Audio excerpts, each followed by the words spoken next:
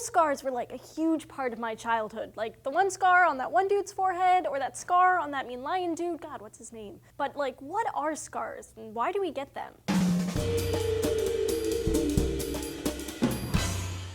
Hey guys, Julia here for D-News. Last week we got a great question from Richard asking how do scars form and why do they have a different texture and look? Well, Richard, you've got some great questions and we've got some answers. So in your skin and other tissues, your cells are connected by what's called an extracellular matrix. This ECM, as it's called, helps cells exchange nutrients and share information. It's mostly made up of collagen, a strong fibrous kind of material secreted by cells called fibroblasts. Usually the ECM is in a random basket weave type formation.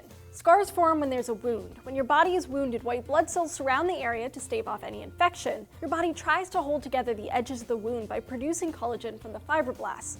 And white blood cells also help with the production of collagen. This collagen quickly forms to support the wounded area. Unfortunately, fibroblasts often produce too much collagen after a wound, and it isn't in the same basket weave pattern. It's more in straight lines, facing one direction.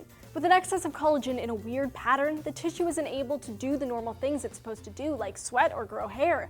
And yes, skin cells do replace themselves periodically, but while individual cells are replaced, the underlying collagen is not. So that's why scars persist. While scars can be helpful and supportive in wound healing, they can also be damaging. Collagen isn't very flexible, so sometimes a buildup of scar tissue leads to serious health problems. All tissue scars, they repair themselves, not just your skin. This includes internal tissues like ligaments and organs. If a scar tissue in your organ forms, it's called fibrosis, even if it's not caused by a wound but by an autoimmune disorder or illness. Such a buildup can cause chronic health problems like cystic fibrosis, which is damage to the lungs, and sometimes other organs like kidneys and liver. So besides being slightly unsightly, scars can mess things up. So scientists are working on ways to stop scar production. One study published in the journal Nature Cell Biology found a way to turn down fibroblast activity. The researchers discovered that after a while, fibroblasts enter a state of senescence, meaning they don't reproduce. The senescent cells stop making collagen and even contributed to breaking it down. The researchers also discovered a specific protein called CCN1 that actually induced the senescent state in fibroblasts. So they created a topical cream that contained that protein, and lo and behold, it actually stopped scars from forming,